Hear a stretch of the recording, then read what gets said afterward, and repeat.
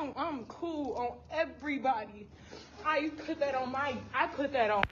Good morning, everyone. Okay, first off, I just want to say that there's nothing new under the sun, and that I'm so sorry that, you know, Camille had to go through this, and it hurts when people don't care about you as much as you care for them, and it hurts when you show up for people and people don't show up for you.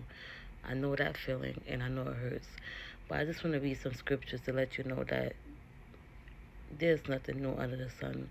And I'm going to be reading today from Luke, the book of Luke, chapter 14. Um, so yeah, we're going to read some scriptures. And I'm reading from the NIV version. Okay, so we right here.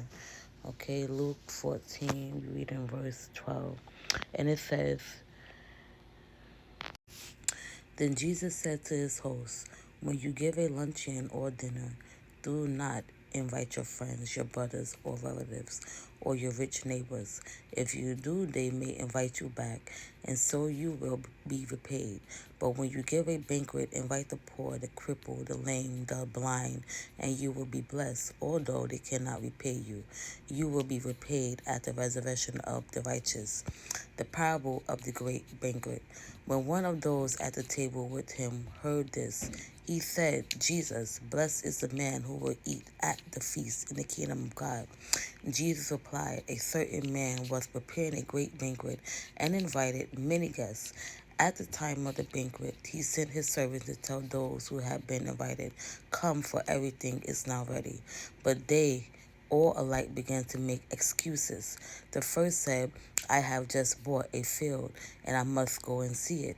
Please excuse me.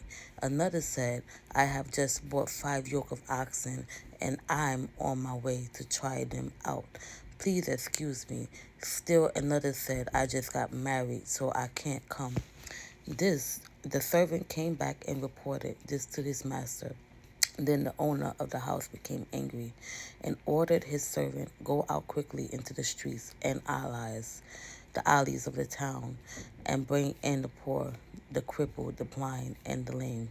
Okay, so to sum that up, basically verse 12 is saying that when you do for others, right, they probably feel they have to do for you out of obligation for what you have done for them, and vice versa. And basically, we shouldn't build friendships based on, or what you may have done for somebody, or what somebody may have done for you, because it's not genuine, right? You want to do for people, and do for people without expecting anything back in return.